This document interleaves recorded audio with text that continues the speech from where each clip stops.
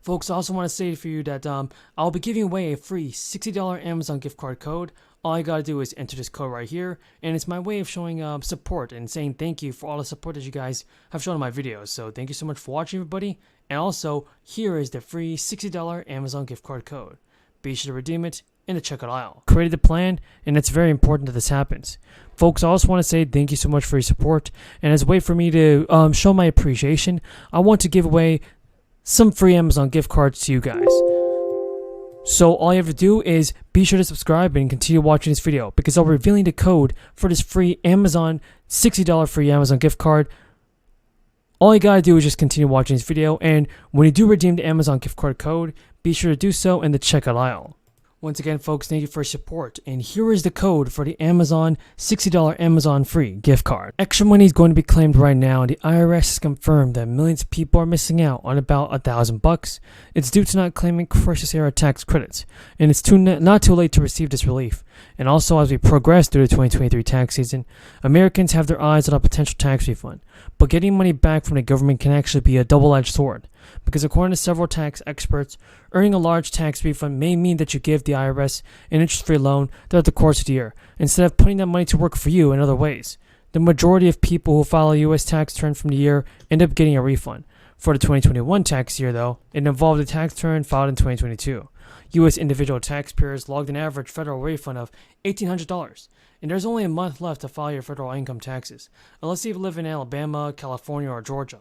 In the 8 weeks since the IRS started accepting tax returns, the agency has already processed 63 million returns and issued almost 50 million tax refunds. If you filed early, you might be wondering when you're going to get a refund. And the good news is that 90% of eligible taxpayers should get the refunds within 3 weeks of filing. Setting up direct deposit for your tax refund speeds things up quite a bit, and paper checks can take 6 to 8 weeks to arrive by the mail.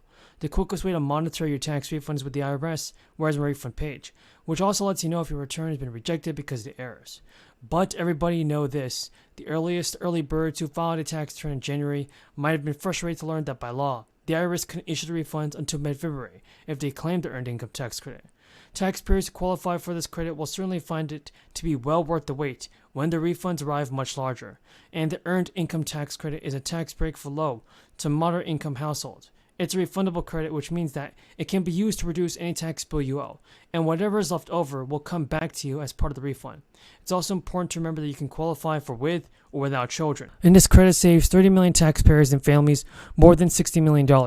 Last year, the average earned income tax credit recipient received $2,000 from this credit. It will help so many people out, folks, and I'm glad that some people are getting the help that they need in order to receive this stimulus cash, because Alabama residents could soon get a tax rebate of up to $800. The governor has also proposed a one-time tax rebate from Alabama that would give $400 to individuals, $800 to married couples, along with the one-time tax rebate from Alabama. Governors have also proposed a 2% pay raise for teachers and state employees. Now, as per the Alabama Department of Revenue, part-year residents, single residents that is, are required to file a return if their annual income is above $4,000, while Alabama residents and joint filing Alabama residents are required to file a return if their annual income is more than $10,000. Alabama has two budgets, the General Fund and the Education Trust Fund. The budget that funds education has a rare surplus of $2.8 billion, while the state's General Fund has a surplus of $350 million. And also, lawmakers debated on the proposed spending plans before arriving for the final version of this. The president has revealed his new plan to take action and address the rising cost of living for Americans. A new relief bill has been proposed that would provide eligible seniors with a $200 stimulus check. Now, while pointing to robust June jobs and numbers, falling gas prices, Joe Biden announced today that his economic program is working. During a White House event, Biden said, "Today, the Labor Department reported that we added 372,000 jobs last month. Here's why it's important. Our private sector has now recovered all the jobs lost during the crisis." Now, Friday's job report eased fears that the U.S. recession was imminent, though some economists cautioned that low unemployment and wage gains would not help tame sky-high inflation, even as Biden touted the strong job numbers. Polls have showed his popularity has been sharply diminished due to factors like rising costs and crime rates. Now, Biden has told reporters prices are too high, families are facing a cost of living crunch, and today's economic news confirms that the fact that my economic plan is moving this country in a better direction. The unemployment rate is near a record low, of 3.6%. Now, the Secretary of Energy, Jennifer Granholm, then met with top oil executives to discuss how the companies might ease the pain at the pump. Some analysts say it is unlikely the current price drop is related to the administration's lobbying efforts. And according to experts, the falling price of crude oil and weakened demand have driven the cost of gas down, and the industry is also working through the higher cost inventory. The White House doubled down this week, calling for Congress to suspend the federal gas tax again. Federal gas tax would temporarily suspend federal gas on federal tax on gasoline, and the result would be a price reduction of 18 cents a gallon. Now, consumers have already seen some savings in states where gas tax holidays were adopted. On a different topic, oil prices have dropped pretty significantly. The pump has started to fall as well. Do you believe that the drop is durable? Do you believe that this is sustainable, that we've turned a corner, or should Americans expect that it might pop back up again?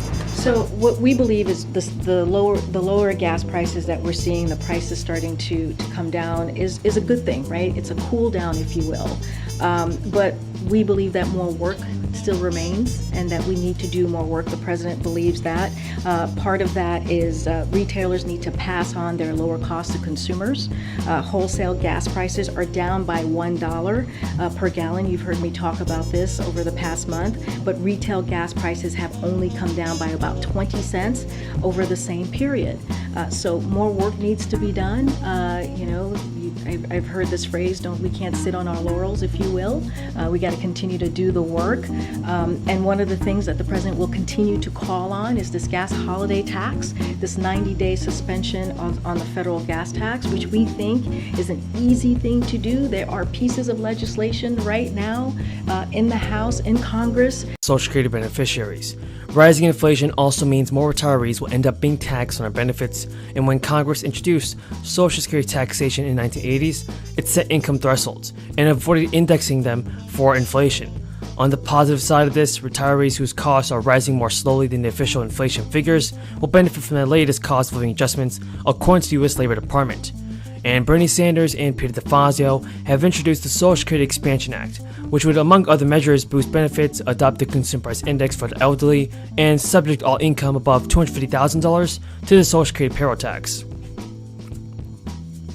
However, Democratic Representative John Larson has also proposed a Social Security reform bill. His bill adopts the CPI index for the elderly as the basis of the annual COLA and applies the payroll tax to annual wages above $400,000. Experts say that Larson's bill includes more benefit improvements than the DeFazio-Sanders bill, but DeFazio-Sanders extends solvency for significantly longer than the John Larson bill. Now everybody, officials are warning Americans of a global food shortage. The Biden administration is working to address several issues that the American people are currently facing. During the crisis, Americans across the country got a little extra help from stimulus checks, but